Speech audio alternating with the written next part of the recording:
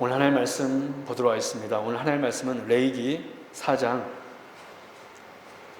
1절에서 12절 말씀까지입니다. 레위기 4장 1절에서 12절 말씀.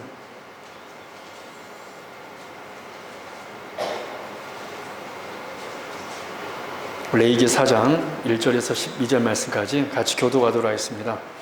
제가 먼저 읽겠습니다. 여호와께서 모세에게 말씀하여 이르시되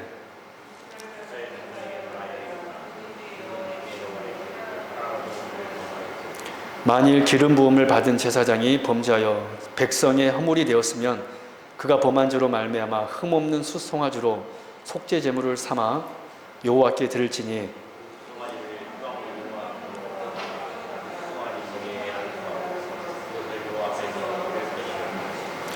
기름 부음을 받은 제사장은 그 수송아지의 피를 가지고 회막에 들어가서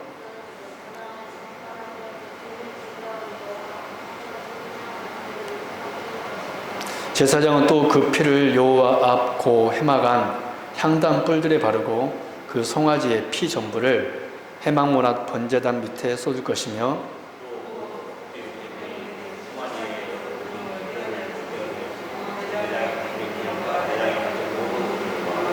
두 콩팥과 그 위에 기름 곧 허리 쪽에 있는 것과 간에 덮인 껍풀을 콩팥과 함께 떼어내되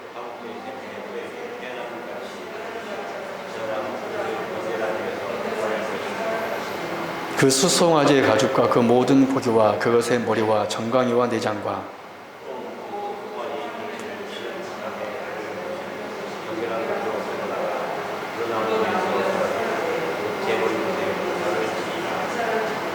아멘.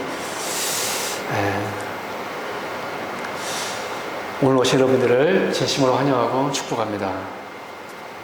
이번 주는 고난주가 아니어서 특별히 레위기 말씀을 내가 주일부터 이렇게 살펴보고 있습니다. 우리가 지난 주일에는 주일날에는 레위기 22장 말씀을 보았고 오늘은 레위기 4장 그리고 주일 부활주일 예배 때는 레위기 17장 말씀을 보려고 합니다. 여러분 어떤 목사님이 아침에 성경을 읽던 중에 이 레위기를 읽다가 너무 힘들어서 하나님, 이게 우스갯소리 같습니다. 근데 이게 있었던 일이라고 해요. 하나님, 오늘부터 제 성경에서 레위기는 뺍니다. 이렇게 말했다고 합니다. 그런데 그 오후에 그 교회 건너편에 병원이 있었는데 의사 한 분이 이렇게 갑자기 찾아온 거예요. 목사님을. 예수 믿겠다고 교회 다니겠다고 우리 갑자기 찾아온 것입니다. 얼마나 목사님 반가워요. 이렇게 좋고 의사 선생님이 스스로 찾아와서 믿겠다고 하니까 하도 신기해서 선생님 어떻게 그런 생각을 하셨습니까? 요즘에는 이렇게 오라고 전도해도 막 이렇게 피하는데 어떻게 이렇게 스스로 오셨습니까? 어떻게 그런 생각을 하셨어요? 라고 이렇게 목사님이 물어보았습니다. 그랬더니 그 선생님 하신 말씀이 성경을 읽다가 이것이 정말 사람이 쓴 것이 아니라는 생각이 들었다는 것입니다. 성경을 읽다가 의사 선생님들이 책 좋아하니까 또 성경이 베스트셀러인 것 동시에 스테디셀러잖아요. 전 세계에 정말 번역이 안 될 나라가 없을 정도로 정말 다 번역된 것이 오늘 성경입니다. 성경을 읽다가 정말 이것이 사람이 쓴 것이 아니라는 생각이 들었다는 것입니다. 성경 어디를 읽으셨는데요? 라고 물어보니까 오늘 본문 레위기 4장 8절에서 9절을 읽었다는 것입니다. 한번 볼까요? 8절 9절 같이 읽겠습니다. 시작. 또 그 속죄 제물이 된 수송아지의 모든 기름을 떼어낼지니 그 내장에 덮인 기름과 내장에 붙은 모든 기름과 두 콩팥과 그 위에 기름 곧 허리 쪽에 있는 것과 간에 덮인 껍풀을 콩팥과 함께 떼어내되 이 말씀을 읽고 야 이것은 사람이 쓴 것이 아니다. 여러분 지금으로부터 3,500년 전에 이 레위기는 모세가 기록했습니다. 여러분 어떻게 모세가 여러분 해부학적 지식이 있습니까? 지금이야 뭐 이렇게 우술이 발달되기 때문에 하겠지만은 어떻게 그 고대에 이렇게 정말 자세하게 꺼풀과 기름과 뭐와 이것은 해부학을 전공하는 의사들이 하는 말이지 그런 해부학적 지식이 없는 사람이 이런 말을 할 수 없다는 겁니다. 그래서 이 성경은 사람이 기록한 것이 아니라 하나님에 의해서 기록된 것이 틀림없다라고 생각이 되어져서 예수 믿기로 작정하고 교회 왔다는 것입니다. 그래서 그 의사 선생님이 돌아간 뒤로 그 목사님이 그랬다고 그럽니다. 하나님, 저를 용서해 주옵소서. 저 레이기 다시 한번 묵상하도록 하겠습니다. 라고 했다고 합니다. 여러분, 그만큼 레이기는 귀한 것이고 하나님의 말씀입니다. 할렐루야. 제가 여러분들에게 질문 한번 해보겠습니다. 아주 중요한 질문이니까 한번 대답해 보십시오. 누가 여러분에게 당신은 그리스도인이 맞습니까? 그리스도인입니까? 라고 묻는다면 적어도 이 자리에 계신 분들은 예, 그렇습니다. 라고 대답할 것입니다. 한번 제가 물어볼게요. 여러분들은 그리스도인들이 맞습니까? 그럼 이제 제가 또 이렇게 두 번째로 질문합니다. 그렇다면 그리스도인이 되었다라는 결정적인 구체적인 증거는 무엇입니까? 라고 물어보면 여러분 어떻게 대답하실래요? 그러면 여러 가지로 대답할 수 있겠죠. 어떤 분들은 네, 저는 주일날에는 어떤 일이 있어도 저는 하나님 앞에 예배 드립니다. 또 어떤 분들은 저는 11조를 절대 빠뜨리지 않습니다. 또 어떤 남자분들은 네, 저는 회사를 다니고 있지만 술도 안 하고 담배도 안 합니다. 저는 철저하게 지킵니다. 이렇게 대답할 수도 있겠죠. 그리스도인이니까. 뭐 틀린 말은 아닙니다. 여러분, 그러나 사실 그런 대답으로는 그리스도인이다, 우리가 그리스도인이 되었다 라는 증거로는 부족하다는 거예요. 여러분, 그리스도인이라는 증거가 여러분 무엇일까요? 그리스도인이라는 표제는 다른 어떤 것보다 죄의 용서가 필요합니다. 그래서 당신이 그리스도인이 되었다는 구체적인 증거가 무엇입니까? 결정적인 증거가 무엇입니까? 라고 누가 묻는다면 우리는 주저없이 이렇게 대답해야지 100점짜리 대답입니다. 네, 저는 교회 갑니다. 예배 드립니다. 이것도 내가 그리스도인이라는 하나의 모습이지만 그것보다 더 결정적인 그리스도인의 구체적이고 결정적인 표지는 뭐냐면 나는 죄 용서함을 받았습니다. 라고 대답해야지만이 그 대답이 100점짜리 대답이라는 거예요. 누가 여러분들에게 다시 한번 당신은 왜 그리스도인입니까? 그 증거가 뭐예요? 라고 물어보면 예, 저는 우리 주 예수 그리스도로 말미암아 죄의 사함을 받았습니다. 라고 대답해야지만이 그것이 100점짜리 대답이라는 거예요. 여러분, 꼭 누가 물어보면 반드시 그렇게 대답하십시오. 저는 죄 용서함을 받았습니다. 죄 용서함을 받았다는 것이 그리스도인의 진짜 증거라는 것입니다. 아무리 교회 100번, 1000번 나온다 할지라도 죄 용서함을 받지 못했다면 그 사람은 그리스도인이 될 수 없다라는 거예요. 그래서 오늘은 고난주간 구약에서 죄를 용서받을 수 있었던 방법이었던 속죄제, 이 레위기 4장은 속죄제의 규례가 기록되어 있거든요. 속죄제를 살펴보려고 합니다. 그래서 누가복음 15장에 있는 탕자의 이야기를 함께 살펴보면서 죄 용서함이 무엇인지 다시 한번 바로 알아 우리가 구원받은 백성으로서 우리의 예배가 속죄제가 되고 또한 우리의 삶이 속죄제의 삶이 될 수 있기를 진심으로 바랍니다. 할렐루야. 첫 번째, 우리가 속죄제를 통하여서 알 수 있는 첫 번째는 뭐냐면 죄가 무엇인가입니다. 여러분, 죄 용서함을 받으려면 첫 번째 무엇을 알아야 되냐면 죄가 무엇인지를 알아야지만이 죄 용서함을 받을 수가 있습니다. 죄가 뭔지도 모르는데 어떻게 용서함을 받을 수 있겠습니까? 여러분, 첫 번째 우리가 다룰 주제는 죄는 무엇인가? 오늘 이 시간 성경에서 말하는 죄가 무엇인지에 대해서 정확히 개념 정리를 꼭 할 수 있기 바랍니다. 여러분, 은근히 여러분 신앙생활 하면서 중요한 게 뭐냐면 개념 정리예요. 죄가 무엇인가, 하나님의 사랑이 무엇인가, 뭐 긍휼이 무엇인가, 은혜가 무엇인가라는 이런 개념 정리 굉장히 중요합니다. 이게 정리가 안 되면 헷갈리는 거예요, 늘 신앙생활 하면서. 그래서 여러분 말씀 드릴 때마다 반드시 개념을 이렇게 정리하면서 가시기 바랍니다. 첫 번째, 죄는 무엇인가? 여러분, 우리는 늘 죄를 생각할 때 도덕적인 것을 먼저 생각합니다. 그래서 어떤 분은 당신은 죄인입니다 라고 이렇게 하면 굉장히 기분 나빠하죠. 자기가 죄인인 것을 인정하지 않습니다. 왜 그렇습니까? 자기가 사람 죽이지 않았습니까? 자기가 도둑질 안 했습니까? 그리고 지금까지 살면서 특별히 감옥 갈 행동하지 않았습니까? 다른 사람에게 특별하게 손해 끼치는 일 안 했으니까 죄인이 아니라는 겁니다.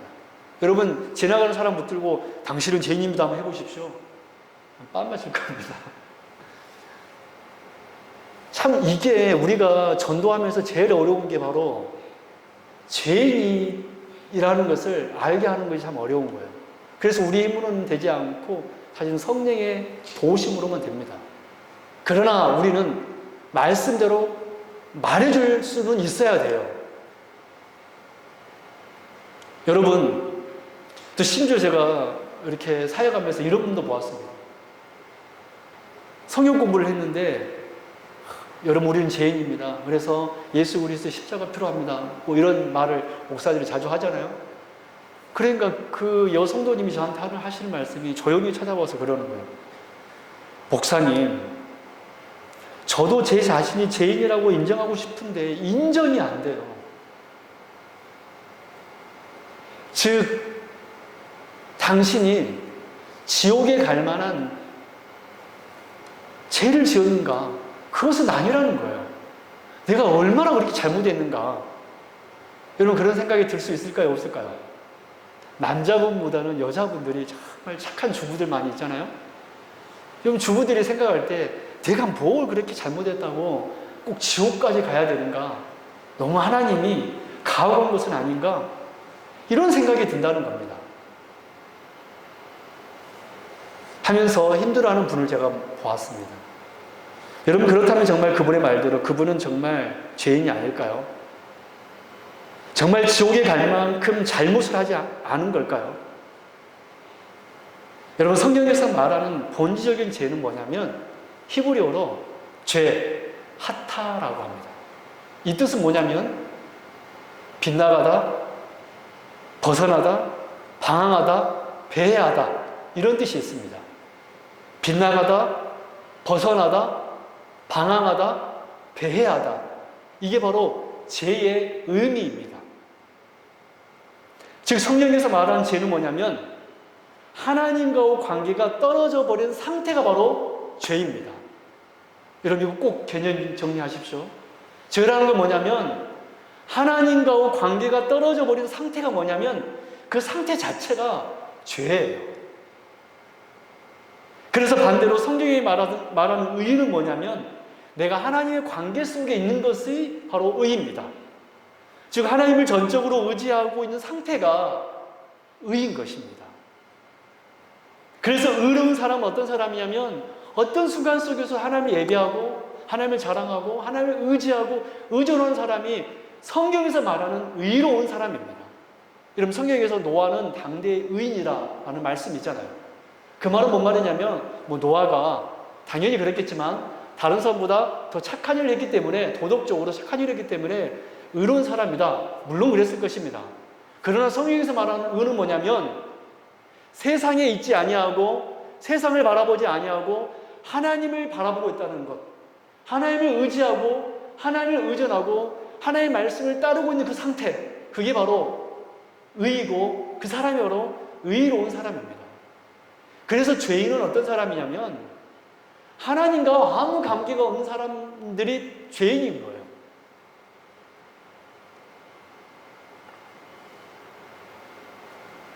하나님과의 관계가 깨어버린 상태, 이것이 여러분 성경에서 말하는 죄입니다. 여러분, 하나님께서 태초에 인류의 조상 아담과 하와를 자기의 형상으로 지으시고 온전히 하나님만을 의지하고 의존하고 순종하는 가운데 하나님께서 만드신 모든 만물을 다스리고 누리도록 하셨습니다. 하나님께서는 모든 것을 다 할 수 있도록 다 허용해 주셨습니다. 그러나 딱 한 가지, 뭐였죠? 선과 악을 알게 하는 나무, 동산 중앙에 있는 가장 잘 보이는 곳. 여러분, 우리 교회에서 가장 잘 보이는 것이 어디죠? 강계상이겠죠. 그래서 동산 어디에 있든지 그 선악과를 보일 수 있는 곳에 하나님께서는 위치해 두고 그것을 아담과 하와가 매일매일 보도록 하였던 것입니다. 그래서 이 선악과를 먹으면 정녕 죽으리라. 그런 아담과 하와는 하나님께서 그들의 생명을 보호하기 위해 금지하신 그 선악과를 먹어버렸죠. 여러분, 하나님께서 선악과를 동산 중앙에 두시면서 그랬잖아요. 이것을 모든 과실은 다 먹어도 좋으나 이것을 먹으면 정녕 죽으리라.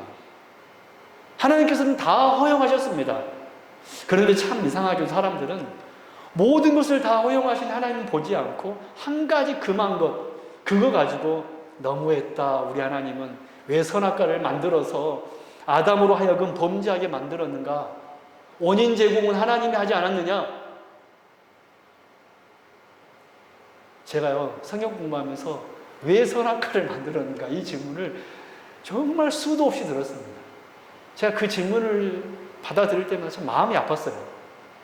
왜 하나님의 마음을 모를까? 왜 모든 것을 다 허용하시는 그 하나님을 보지 못하고 그거 하나 금한 거, 그거 하나 가지고 마치 하나님이 잘못한 것이냐? 왜 그럴까? 물론 궁금한 것은 좋아요. 그래서 제가 꼭 대답해 줍니다. 궁금해서 그런 질문을 했겠죠. 여러분, 하나님께서 왜 선악과를 두셨을까요? 사실은 우리가 이걸 알아야 됩니다. 질문한 건 좋은 질문이죠. 왜 하나님께서 선악과를 동산 중앙에 두셨을까요? 그것은 바로 하나님께서는 아담으로 하여금 그 선악과를 매일 보면서 아담아, 너는 피조물이야. 네가 이 세상을 다스리는 정말로 가장 이 세상에서 큰 자이긴 하지만 너는 피조물이야.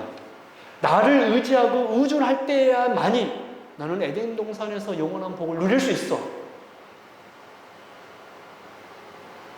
이 선악과를 보면서 하나님께서는 늘 이 사실을 알고 고백하기를 원했던 것입니다. 그래서 선악과는 아담에게 복 주시기 위함이었지. 왜? 사람이 자기가 하나님인지를 아는 것이 복입니까? 아니면 사람이 하나님의 피조물임을 아는 것이 복입니까? 후자입니다. 그래서 이 선악과를 주신 것은 아담아, 너는 정말로 나를 닮은 하나님의 형상으로 지음받은 놀라운 존재이지만 그렇지만은 너는 피조물이야. 그걸 알아야 돼. 그것을 인정할 때만이 너는 나의 나라에서 영원히 복을 누릴 수 있어. 그것을 알려주는 장치가 바로 선악과였던 것입니다.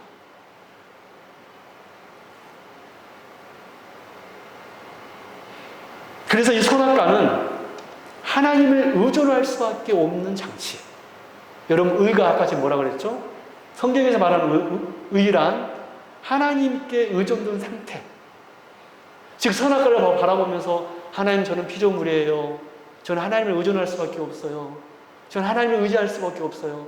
하나님이 저를 정말 존귀하게 만들어 주었지만 저는 하나님이 아니에요. 저는 피조물이에요. 라고 고백하는 것, 그 상태가 의로운 상태이고 그 상태가 가장 복된 상태라는 것입니다. 그것을 뭐로 알 수 있죠? 선악과를 통하여 알 수 있는 거예요. 그런데 뱀이 어떻게 말합니까? 이렇게 귀한 선악과를, 이렇게 귀한 선악과를 하나님의 말씀을 그 사랑과 의도를 비틀어가지고 꼬아서 아담 하와를 오해하게 만듭니다. 하나님을 오해하게 만듭니다. 너 선악과를 먹으면 하나님처럼 되는 거야. 결국 아담과 하와는 하나님의 말씀이 아닌 뱀, 그 사단의 말을 듣고 죄인이 되어버렸습니다. 하나님과 관계가 완전히 끊어져 버린 것입니다. 선악과를 먹음으로써 나는 이제부터 하나님의 말씀을 듣지 않겠습니다.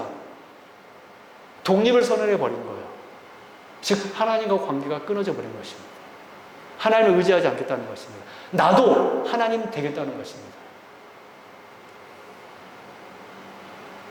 여러분, 죄가 무엇입니까? 하나님과 관계가 끊어져 버린 것. 즉 하나님을 믿지 않는 것이 죄입니다. 즉 하나님을 의지하지 않고 의존하지 않는 것이 죄입니다. 여러분, 세상 사람들을 보십시오. 하나님을 의지합니까?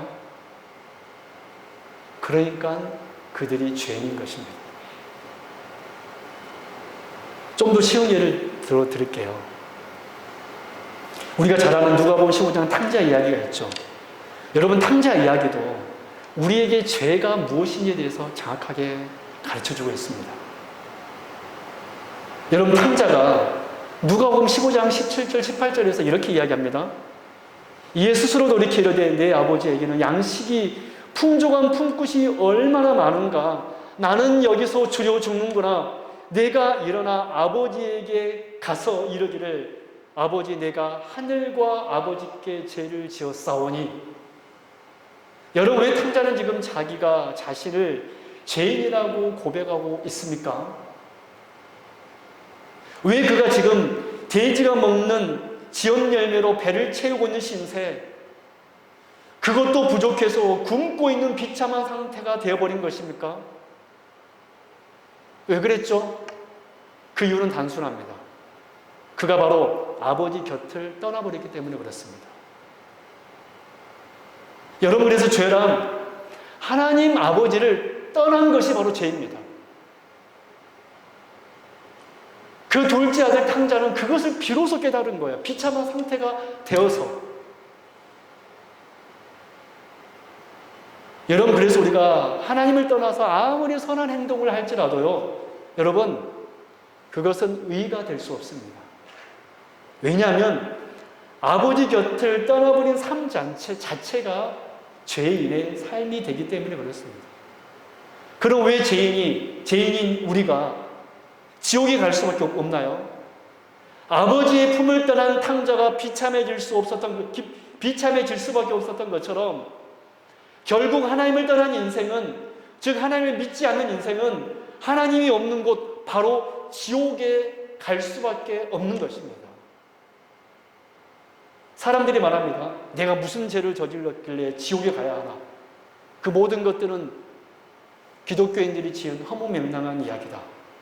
여러분, 아무리 사람들이 그렇게 말할지라도 심판자는 그 사람이 아니라 우리 하나님이십니다. 그들은 그것을 모르는 거예요. 아무리 나는 지옥에 갈 만한 죄를 저지르지 않았어. 지옥, 그거 다 기독교인들이 지어낸 이야기야.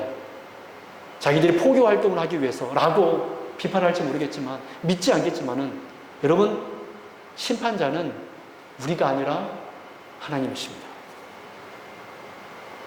그래서 하나님을 떠난 사람, 곧 하나님을 믿지 않은 사람은 지옥에서 영원히 멸망받을 수밖에 없는 죄인인 것입니다. 그리고 사실 여러분, 지금 우리가 죄인인 증거가 또 어디 있냐면, 우리가 지금 여러분 어디에 있습니까?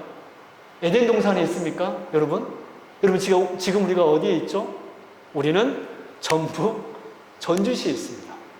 여러분, 그 말이 의미하는 바가 뭔지 아세요? 우리가 지금 에덴 동산에 있지 않고 지금 전주에 있다는 것이 여러분 무슨 말씀이죠? 아담이 에덴 동산에 쫓겨난 것처럼 우리가 하나님 나라에서 쫓겨나 있다는 것을 나타내는 증거입니다. 여러분, 그렇지 않습니까? 여러분, 우리가 만약에 의인이라면 지금 어디에 있어야 됩니까? 에덴 동산에 있어야 되잖아요. 근데 우리는 지금 전주시에 있습니다. 이 말은 뭔 말이냐면 우리가 죄인이라는 결정적인 또 다른 증거예요. 하나님의 장소에 있지 않기 때문에. 오늘 본문 2절의 표현대로 하면 여호와의 계명을 그릇 범한 죄인이라는 것입니다. 여러분, 우리는 첫 번째 주제로 죄가 무엇인지에 대해서 보았습니다. 여러분, 죄가 무엇이라고 그랬죠? 하나님을 떠나버린 상태. 즉, 하나님을 의지하지 않고 의존하지 않고 믿지 않는 것이 죄입니다. 우리는 아담의 사건을 통하여서, 누가복음 15장 탕자의 사건을 통하여서 하나님 아버지를 떠나버린 상태가 바로 죄인의 상태라는 것을, 바로 그것이 바로 죄라는 것을 우리는 분명하게 알았습니다. 그럼 이제 두 번째 주제, 이게 죄구나. 이것을 알았으면 죄 용서함을 받으려면 이제 어떻게 해야 될까? 이게 중요하잖아요. 여러분, 그래서 죄 용서함을 받으려면 내 자신이 죄인임을 아는 은혜가 있어야 됩니다.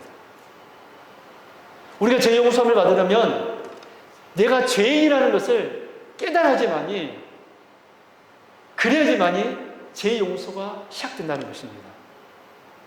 여러분, 죄 용서함을 받으려면 탕자가 그랬던 것처럼 탕자가 자기가 죄인임을 철저하게 인정했을 때, 내가 하늘과 아버지께 죄를 지었습니다 라고 고백했던 그 시작에서부터, 그 지점부터 탕자에게 은혜가 있게 되었듯이, 복이 있게 되었듯이, 우리가 죄 용서를 받으려면 내가 죄인임을 인정해야 됩니다. 인정하는 은혜가 있어야 됩니다.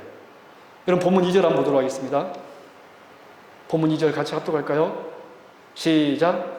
이스라엘 자손에게 말하 이르되 누구든지 여호와의 계명 중 하나라도 그릇 범하였을 때, 여러분, 여기서 누구든지라는 단어가 굉장히 중요합니다. 여러분, 하나님께서는 누구든지라는 말을 통하여서 모든 사람이 속죄제를 드릴 대상임을 분명하게 밝히셨습니다. 누구든지입니다. 로마 3장 10절의 말씀대로 하면 기록된 바 의인은 하나도 없다. 이사야 선지자의 표현대로 하면 이사야 64장 6절을 보면 이런 말씀이 있습니다. 잘 들어보세요. 무릇 우리는 다 부정한 자 같아서 우리의 의인은 다 더러운 옷 같으며, 여러분, 모든 사람은 누구든지 예외 없이 죄의 영향력 아래에 있고 눈에 보이지는 않지만 우리는 냄새나는 더러운 옷을 입고 있다는 것입니다. 즉, 우리가 움직일 때마다 죄의 냄새가 나는 것입니다. 그래서 우리가 아무리 선한 행동을 100번 청문할지라도 거기에서 냄새가 나는 거예요. 어떤 냄새입니까? 죄의 냄새. 세상 사람들은 그렇게 말합니다. 착한 일 하면 극나고 안생한다. 하나님께서 뭐라 그랬습니까? 이사야 선지자를 통하여서 우리는 더러운 옷을 입은 자다. 그래서 우리가 하는 모든 행동은 사실 죄의 냄새가 풍기게 되어 있습니다. 그래서 누구든지 다 죄인입니다. 속죄제를 드리지 않으면 안 되는 사람들이라는 거예요. 여러분, 그런데 오늘 본문 13절, 14절 그리고 23절, 25절 보면 우리가 죄 용서함을 얻을 수 있는 그 비밀에 대해서 말해주고 있습니다. 우리 13절, 14절 읽으면서 제가 언더라인 칠한 곳으로 꼭 언더라인 치세요. 우리가 죄 용서함을 받기 위해서는 받는 비밀이 들어있습니다. 13절, 14절. 만일 이스라엘 온 회중이 여호와의 계명 중 하나라도 부지중에 범하여 허물이 있으나 스스로 깨닫지 못하다가, 거기서부터 언더라인합니다. 스스로 깨닫지 못하다가 그 범죄한 죄를 깨달으면, 그 깨달으면에 여러분 밑줄을 그어 놓으십시오. 깨달으면 중요한 단어입니다. 내 죄가 무엇인지를 깨달으면 회중은 숫송아지를 속죄제로 드릴지니 그것을 해막 앞으로 끌어다가, 그리고 23절입니다. 23절. 만일 족장이 그 하나님 여호와의 계명 중 하나라도 부지중에 범하여 허물이 있었는데 그가 범한 죄를 누가 그에게 언더라인 깨우쳐주면 중요한 단어입니다. 그는 흠없는 숫 염소를 예물로 가져다가. 27절입니다. 27절. 만일 평민의 한 사람이 여호와의 계명 중 하나라도 부지중에 범하여 허물이 있었는데 그 범한 죄를 누가 그에게 언더라인 깨우쳐주면 그런 흠없는 암염소를 끌고 와서 그 범한 죄로 말미암아 그에게 예물로 삼아. 여러분, 계속해서 반복되고 있는 말씀이 무엇이죠? 깨달으면 깨우쳐지면이라는 말씀입니다. 그러면 속죄를 드리라는 거예요. 여러분, 은혜가 무엇인지 아세요? 우리는 하나님 저에게 은혜를 베풀어 주소서 라고 이렇게 많이 기도하잖아요. 여러분, 성경이 말하는 은혜란 뭐냐면 내가 어떤 존재인지, 내가 죄인인 것을 깨닫는 것이 은혜입니다. 내가 이런 죄를 저질렀구나 깨우쳐지는 것이 여러분 은혜라는 것입니다. 말씀을 통하여서, 여러분 오늘 본문에서 기록되어 있잖아요. 13절 14절에서 말씀을 통하여서 누가 깨우쳐주면 속죄제를 드릴지니. 여러분 은혜는 뭐냐면 말씀을 들을 때 내가 이런 죄를 저질렀구나, 하나님 앞에 나는 철저히 하나님 앞에 죄인이구나, 내 죄가 보여지고 깨달아지는 것, 그것이 어떤 상태냐면 은혜 받은 상태인 거예요. 여러분 아셨어요?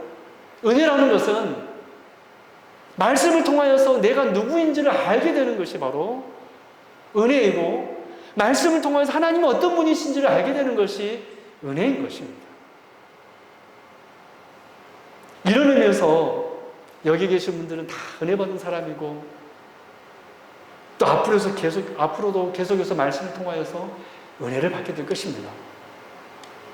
여러분 육신의 통증을 느끼고 자신이 환자라고 생각하는 사람들이 누구에게 찾아가죠? 의사에게 찾아가듯이 영혼의 병인 죄의 통증을 느끼는 사람만이 영혼의 치료자 되시는 주 예수 앞으로 나아가는 것입니다. 제가 깨달아졌는데 나아가지 않으면 어떻게 될까요? 영혼의 통증이 느껴지는데 나아가지 않으면 어떻게 될까요? 그 통증으로 인하여 죽게 될 것입니다. 그러나 말씀을 통하여서 내 죄가 깨달아진다면 여러분의 설교를 통하여서 여러분 내 죄가 드러나게 될 것입니다. 여러분 그게 바로 은혜예요. 또 말씀을 통하여서 죄인인 나를 향한 하나님의 그 긍휼하심과 사랑을 깨닫게 될 거예요. 그것이 바로 은혜 받는 것입니다. 여러분 그렇게 나에게 은혜가 주어진다면 그때 여러분 무엇을 해야 되냐면 내 얼굴을 붉힐 것이 아니라 오히려 그때 내 죄의 통증을 느끼고 하나님 앞으로 나아가야 됩니다. 그러면 의사이신 우리 주님께서 우리의 죄를 치료해 주실 것입니다. 할렐루야. 여러분 자신의 죄를 진심으로 깨닫지 못하는 자가 아무리 예배드린다고 해서 또한 어떠한 신앙행위를 한다고 해서 그가 용서받는 것은 절대 아닙니다. 내 죄에 대한 분명한 인식 없이 죄의 통증을 느끼지 못한 사람이 제물을 드린다면 그것은 하나님 앞에서 눈가림하는 행위일 뿐입니다. 오히려 죄를 하나님 앞에 더하는 결과밖에 안 되겠죠. 나는 죄인입니다. 나는 하나님 앞에 범죄했습니다. 나는 비참한 자입니다. 라는 철저한 고백이 있을 때, 이 깨달음이 있을 때 죄 용서함이 시작된다는 것입니다. 여러분 그래서 우리가 죄 용서함을 받으려면 내가 죄인이라는 것이 깨달아져야 됩니다. 바라기는 여기 계신 모든 분들은 내가 죄인임을 깨달아진 성도들인 줄로 믿습니다. 마지막 세 번째로 죄 용서함을 받으려면 그래서 제가 깨달아졌으면 이제 속죄 제사를 하나님 앞에 드려야 됩니다. 여러분 죄를 깨달은 것만으로 내 자신이 지은 죄를 용서받았다고 생각해서는 오산입니다. 내가 이런 죄를 저질렀구나. 단지 마음으로 후회하고 감정적으로 탄식하고 눈물을 흘리는 것만으로 하나님께 용서받을 수 없습니다. 가룟 유다가 바로 그런 경우이죠. 그는 후회했습니다. 내가 실수했구나. 여러분 그것으로는 제 용서를 받지 못합니다. 영적인 죄의 통증을 느낀 사람은 예수 그리스도 앞에 나아가 주님 저는 죄인입니다. 죄의 통증이 느껴집니다. 저를 치료하여 주옵소서 라고 고백할 수 있어야 된다는 거예요. 여러분 구약시대 범죄한 자는 자신의 죄를 깨닫고는 지체하지 않고 회막 앞에서 속죄제를 드려야 했습니다. 그런데 번제, 소제, 화목제사와는 구별되게 이 속죄제의 뚜렷한 특징이 뭐냐면 희생제물의 피를 구체적으로 다루고 있다는 것입니다. 정해진 규례를 따라 희생제물의 피를 성소 안으로까지 가지고 들어가 휘장 앞에 7번 뿌리고 제사장이나 회중의 죄를 속할 경우는 분향단 사면 뿔에 피를 바르고, 족장이나 평민의 경우 희생의 피를 번제단 사면 뿔에 바른 뒤 번제단 밑에 쏟아 부었습니다. 여러분, 왜 속죄제는 이렇게 피에 대한 규례가 구체적으로 언급되어 있습니까? 그것은 바로 나 대신 누군가가 대신 피 흘림이 있어야지만이 내가 제사함을 받을 수 있다는 것을 보여주고 있는 것입니다. 이 속죄제사를 통하여서.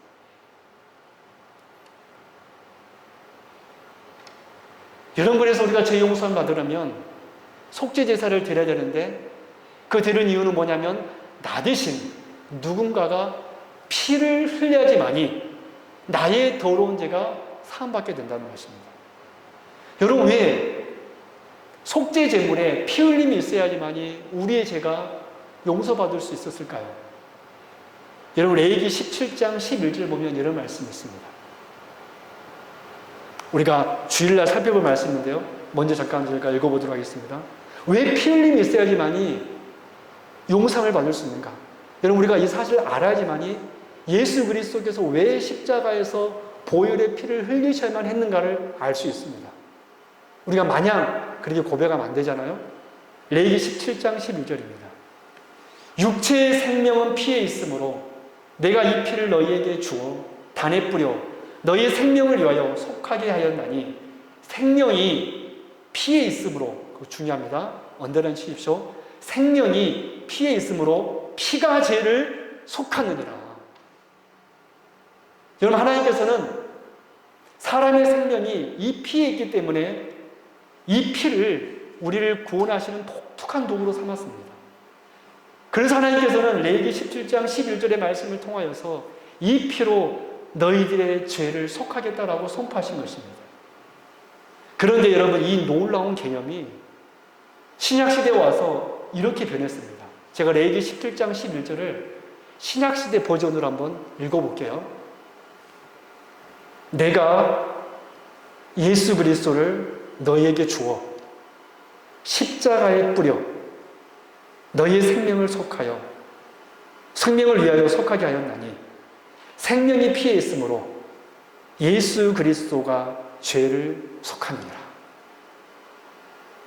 다시 읽어드릴게요. 레위기 17장 11절을 신약시대 버전을 제가 읽어드릴게요. 내가 예수 그리스도를 너희에게 주어 십자가에 뿌려 너희의 생명을 위하여 속하게 하였나니, 생명이 피에 있으므로 예수 그리스도의 피가 죄를 속하느니라. 여러분, 그렇습니다. 저와 여러분의 죄가 용서받기 위해서는 첫 번째 죄가 무엇인지를 알고 깨달아야 됩니다. 그래서 내 죄가 무엇인지를 깨달았으면 속죄제물을 들고 하나님께 나와야 됩니다. 그런데 그 속죄제물이 누구입니까? 우리 주 예수 그리스도입니다. 히브리서 9장 6절, 그리하면 그가 세상을 창조한 때부터 자주 고난을 받았어야 할 것이로되 이제 자기를 단번에 제물로 드려 죄를 없이 하시려고 세상 끝에 나타나셨느니라. 즉, 우리 주 예수 그리스도의 피 흘림이 있을 때, 우리 주 예수 그리스도께서 속죄제물이 되어주실 때 우리의 죄가 용서받을 수 있게 된다는 것입니다. 여러분, 죄 용서함을 받으려면 속죄제사를 드려야 됩니다. 속죄제사를 드린다는 것은 나 대신 속죄제물이 피를 흘려야 된다는 것입니다. 그런데 우리의 영원한 속죄제물이 누구이십니까? 바로 예수 그리스도라고 히브리서 기자는 우리에게 선포하고 있는 것입니다. 여러분, 다시 마지막으로 탕자의 사건을 한번 보도록 하겠습니다. 여러분, 우리는 탕자 이야기를 잘 알죠. 여러분, 탕자가 저질렀던 죄가 무엇이죠?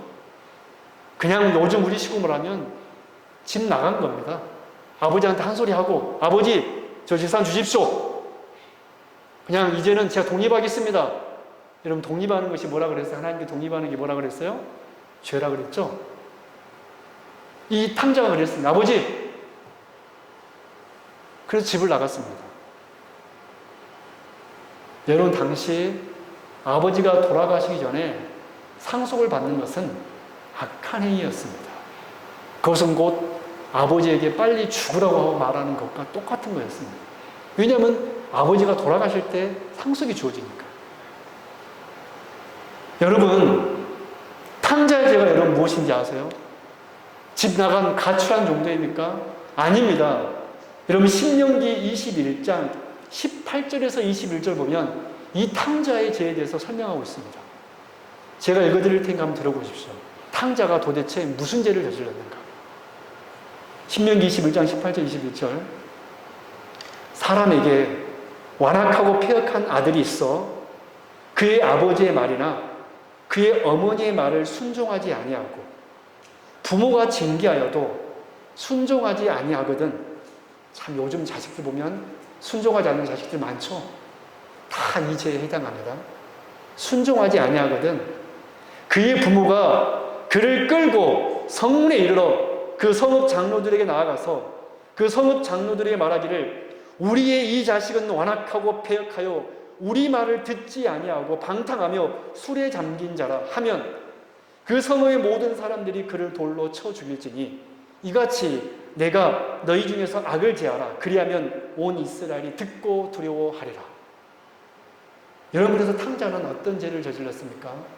신명기 21장 율법에 의하면 돌에 맞아 죽을 죄였습니다. 그래서 탕자가 아버지 앞에 왔을 때 여러분 뭐라 그랬죠? 저는 사실 그 말씀이 잘 이해가 안 됐습니다. 옛날에는. 여러분 뭐라 그랬는지 아세요? 탕자가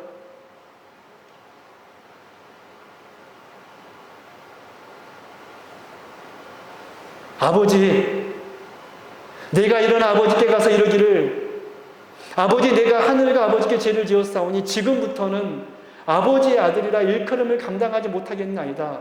나를 품꾼히 하라고 보소서.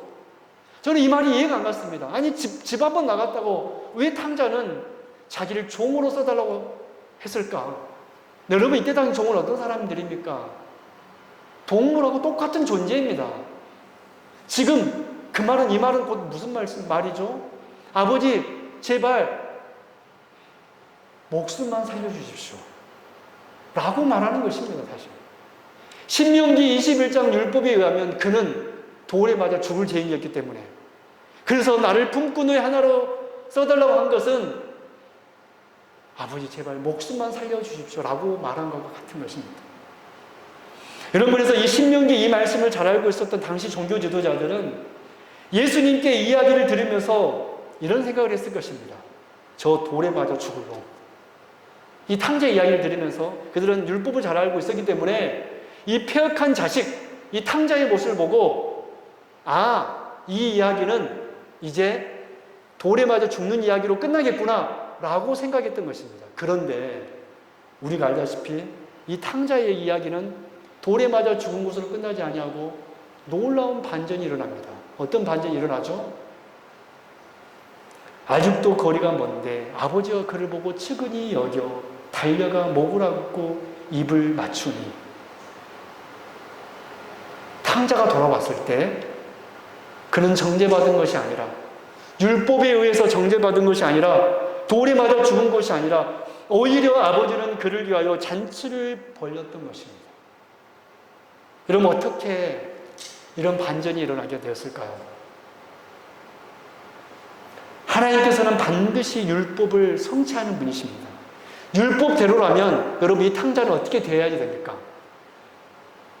어떻게 돼야 돼요? 돌에 맞아 죽어야 됩니다. 근데 율법대로 되지 않는 것입니다.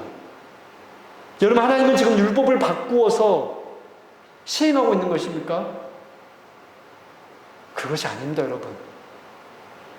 예수님께서 이 탕자 이야기를 통하여서 정말로 하고 싶은 메시지가 있었습니다. 그것이 무엇이냐면, 예수님께서는 이 탕자의 이야기를 통하여서 내가 탕자 대신 심판을 받겠다. 내가 탕자 대신 율법의 저주를 받겠다. 왜 탕자가 산 것입니까? 왜 탕자가 산 것입니까? 요즘 우리의 생각으로 여러분 말씀 보지 마시고 율법대로라면 이 탕자는 돌에 맞아 죽어야 됩니다. 어떻게 이 탕자가 산 것입니까?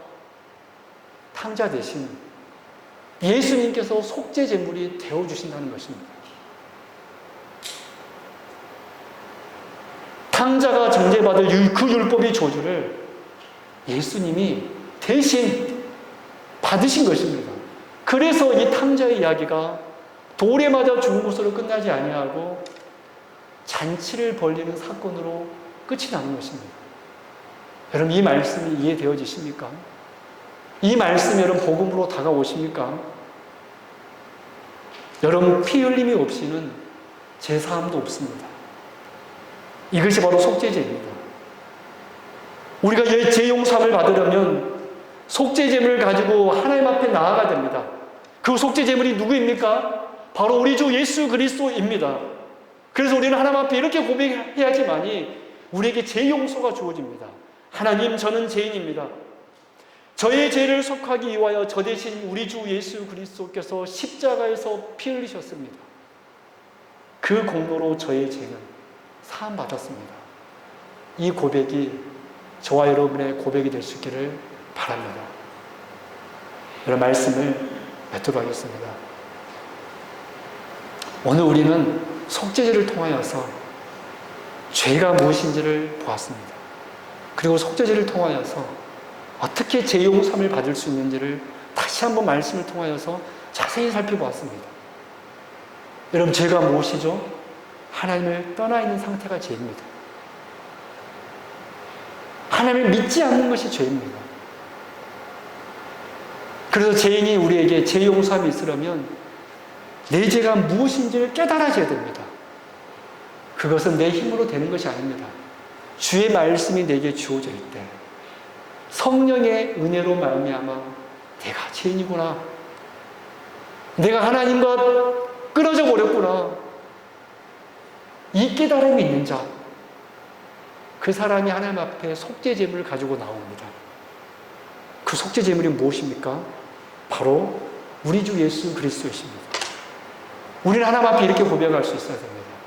하나님, 예수님께서 저의 속죄제물이십니다. 탕자가 돌에 맞아 죽지 않고 살 수 있었던 것은 예수님께서 그 탕자 대신 십자가에서 피 흘리셨기 때문에 가능했던 것입니다. 사랑하는 성도 여러분, 여기 계신 모든 성도님들은 이 복음의 비밀을 깨닫고 이 은혜 속에서 영원한 복을 누리고 있는 줄로 믿습니다. 고난주간을 맞이하여 예수 그리스도의 십자가의 의미를 다시 한번 여러분 고백하면서 주님께 감사하며 하나님, 저에게 은혜 주셔서 감사합니다. 저에게 죄 용서함을 주셔서 감사합니다. 저 대신 피 흘려 주셔서 감사합니다 라고 고백하는 여러분들이 될 수 있길 바랍니다. 이제 하나님께서 이제 우리에게 원하신 것이 있습니다.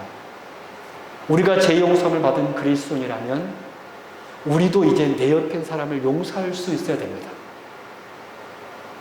예수님께서 주기도문으로 이렇게 말씀을 하셨죠.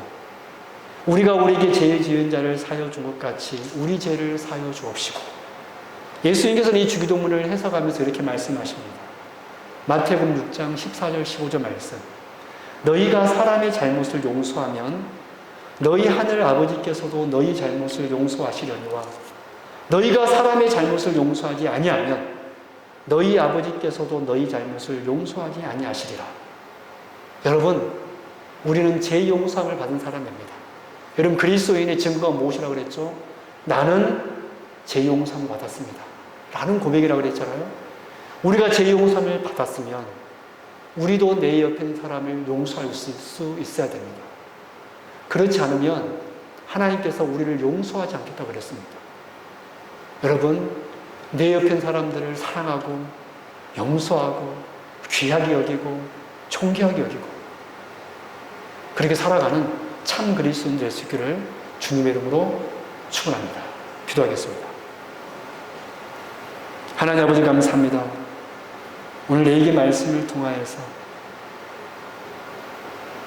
주의 십자가의 그 은혜를 다시 한번 보았습니다. 제가 무엇인지를 깨달았고